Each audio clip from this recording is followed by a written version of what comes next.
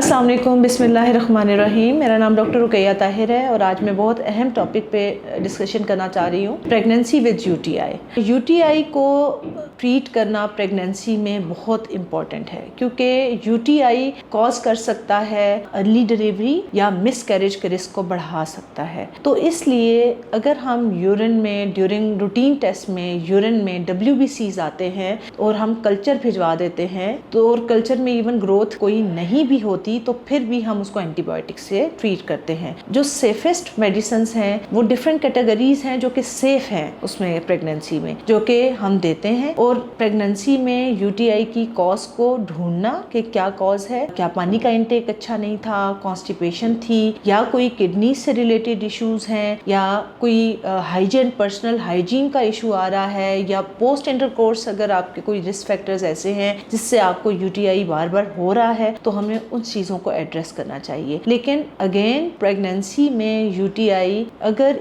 हम यूरिन पे WBCs आ रहे हैं और इवन ग्रोथ नहीं आ रही, कोई भी कल्चर पे हमारे पास ऑर्गेनिज्म नहीं आ रहा, तो हमें we have to treat the UTI. और जो सेफेस्ट मेडिसिन हैं उसमें बहुत से ग्रुप्स ऐसे हैं जो कि हम सेफली दे सकते हैं। उनका 5 to 7 डेज में हम उसका कोर्स कंप्लीट कराते हैं और ये प्रेजेंट कर सकती हैं एसिम्प्टोमेटिक पाययूरिया के साथ। सिम्टम्स कुछ भी नहीं है पेशेंट को, और जब रूटीन टेस्ट करवाया तो उसमें पस आ रही है। तो इसलिए अगर उसको सिम्टम्स नहीं भी हैं यूटीआई के और पस सेल्स अगर आ रहे हैं तो उसमें एंटीबायोटिक देना ज़रूरी हो जाता है। बाज़ औक़ात हमारे पास क्योंकि फिजियोलॉजिकल हाइड्रोनेफ्रोसिस एक चीज़ होती है जिसमें यूट्रस की साइज़ इतना बढ़ जाता है कि राइट साइड पे किडनी में स्वेलिंग आनी शुरू हो जाती है और किडनी में रुकावट आनी शुरू हो जाती है। उस रुकावट की वजह से इन्फेक्शन हो जाती है और वो infection can cause to septicemia. तो उस कंडीशन में हम